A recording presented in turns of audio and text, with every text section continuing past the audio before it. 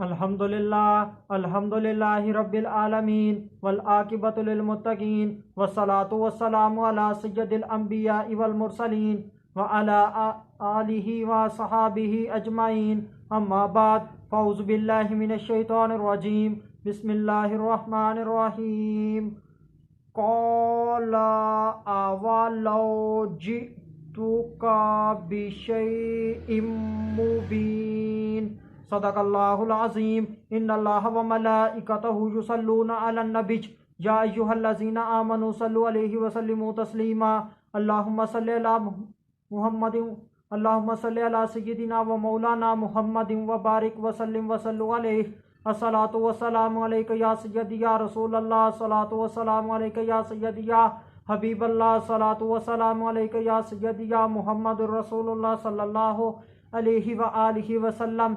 अल्लाह तबारक व ताला की हम्दो सना और उसके प्यारे हबीब हज़रत मोहम्मद सल्लल्लाहु अलैहि व आलिहि वसल्लम की ज़ात अक़दस पर दुरूद व सलाम का नजराना पेश करने के बाद मैं सच्चे दिल से दुआ गो हूँ कि अल्लाह अज़्ज़ व जल मेरे हाज़रीन नाज़रीन सामईन के माल जान इज़्ज़त आबरू में बरकतें अता फरमाए और दुआ गो हूँ कि अल्लाह अज़्ज़ व जल मुझे हक सच ठीक ठीक बयान करने की तौफीक अता फरमाए। अगर इसमें कोई गलती कोताही हो तो अल्लाह अज़्ज़ व जल अपने शान करीमी के सदक़े से मुझ बंदा नाचीज़ को माफ़ी अता फरमाए। दुआया कलेमात के बाद आज का जो मेरा उन्वान है वो है हज़रत मूसा अलैहिस्सलाम का फ़िरऔन के पास वाज़िया निशानी लाना। खुतबा के अंदर तिलावत की गई आय करीमा सूरह शुआरा आयत नंबर 30 पारा नंबर 19। तर्जुमा फरमाया, क्या अगरचा मैं तेरे पास कोई रोशन चीज़ लाऊं। पिछली आय करीमा के अंदर फ़िरऔन ने हज़रत मूसा अलैहिस्सलाम को धमकी दी है। फ़िरऔन ने हज़रत मूसा अलैहिस्सलाम को कहा है, अगर तू मेरे अलावा किसी और को माबूद ठहराएगा तो मैं ज़रूर तुम्हें कैद कर दूंगा। हज़रत मूसा अलैहिस्सलाम ने फ़िरऔन की धमकी सुन ली और हज़रत मूसा अलैहिस्सलाम ने कलाम को जारी रखा। हज़रत मूसा अलैहिस्सलाम ने मज़ीद बात को बढ़ाने के लिए फरमाया, और क्या अगरचा मैं तेरे पास रोशन दलील लाऊं। हज़रत मूसा अलैहिस्सलाम ने फ़िरऔन को दलील पेश करने का कहा कि मैं दलील पेश करूंगा, यानी कि हज़रत मूसा अलैहिस्सलाम दलील पेश करेंगे।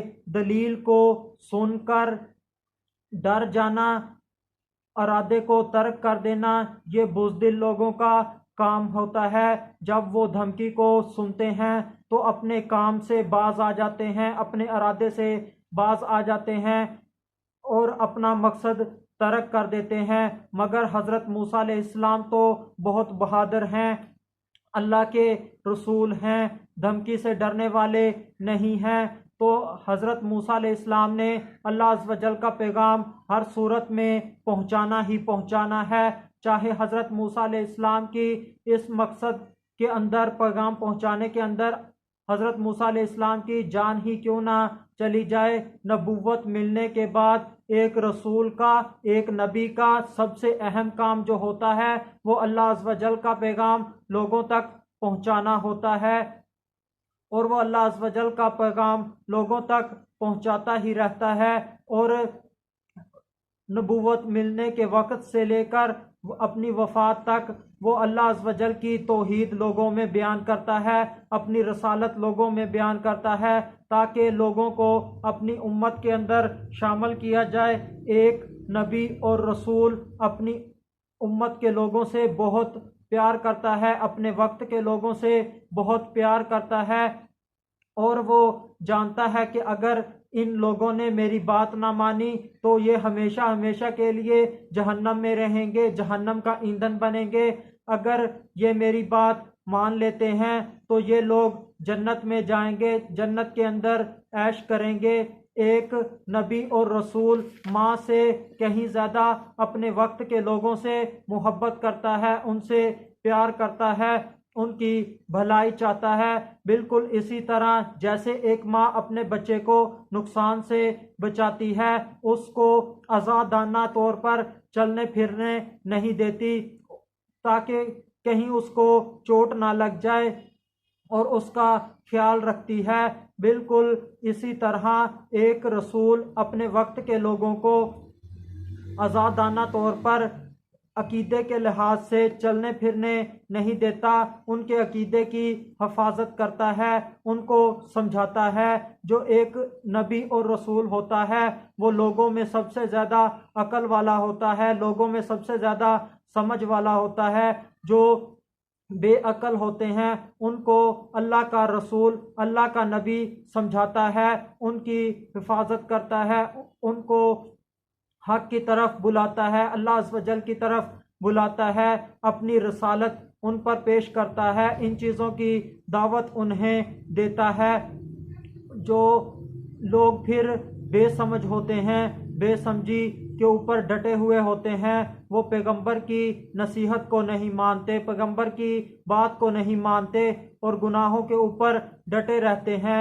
और वो समझते हैं कि ये जो रसूल है, ये जो नबी है, ये हमारा नुकसान कर रहा है, हमें गुनाहों से, लज्जतों से, ख्वाहिशों से पता नहीं क्यों रोक रहा है, हमारे ऊपर जुल्म कर रहा है। मगर हकीकत में ये रसूल, ये नबी उन्हें गुनाहों से बचा रहा होता है, दोज़ख से बचा रहा होता है, जन्नत का हकदार बना रहा होता है, उनका भला चाहने वाला होता है। मगर इनको समझ नहीं आती। बिल्कुल इसी तरह जैसे एक माँ का बच्चा मिट्टी खाता है, वो बेसमझ होता है, माँ उसको मिट्टी खाने से रोकती है, वो बच्चा समझता है ये मेरी माँ मेरे साथ क्या कर रही है, मुझे मिट्टी क्यों नहीं खाने देती, मेरे ऊपर जुल्म कर रही है। मगर माँ उसका फ़ायदा चाह रही होती है ताकि मेरे बच्चे का पेट दर्द ना करे। बिल्कुल इसी तरह एक रसूल भी उनको गुनाहों से रोककर, ख्वाहिशों से रोककर, नफ्स की पैरवी से रोककर उनको नेकी की तरफ लाना चाहता है, अल्लाह अज़्ज़ व जल की तरफ लाना चाहता है। मगर उनको ये बात समझ नहीं आती। वो समझते हैं कि अल्लाह का ये नबी और रसूल हमारे ऊपर जुल्म कर रहा है, हमें गुनाहों से क्यों रोक रहा है, आज़ादाना तौर पर ज़िंदगी क्यों नहीं गुजारने देता। वो इस वजह से उस पैगंबर की, उस रसूल की बात को नहीं मानते। जो नबी और रसूल होता है उसके अंदर बेहद इस्तकामत होती है, उसके अंदर बेहद सब्र होता है, वो अपने मकसद के ऊपर डटा हुआ होता है, चाहे जितनी मर्जी मुश्किलात आ जाएं वो इनसे घबराता नहीं है, अपने काम को जारी व सारी रखता है। हज़रत मूसा अलैहिस्सलाम ने फ़िरऔन से कहा, अगर मैं तेरे पास रोशन दलील लाऊं क्या तू फिर भी मुझे कैद करेगा? ऐसी दलील लाऊं जो मेरी रसालत पर दलालत करे, अल्लाह अज़्ज़ व जल के वजूद पर दलालत करे, क्या तू फिर भी मुझे कत्ल करे, मुझे कैद करेगा? ऐसा मौजज़ा तेरे सामने पेश करूं जो अल्लाह की तौहीद पर दलालत करे, मेरी रसालत पर दलालत करे। आखिर में अल्लाह अज़्ज़ व जल से दुआ है कि अल्लाह अज़्ज़ व जल हमें रसूलों की शानें बयान करने की तौफीक अता फ़रमाए, इनसे खूब मोहब्बत करने की तौफीक अता फ़रमाए। वमा अलैना इल्लल बलागुम मुबीन।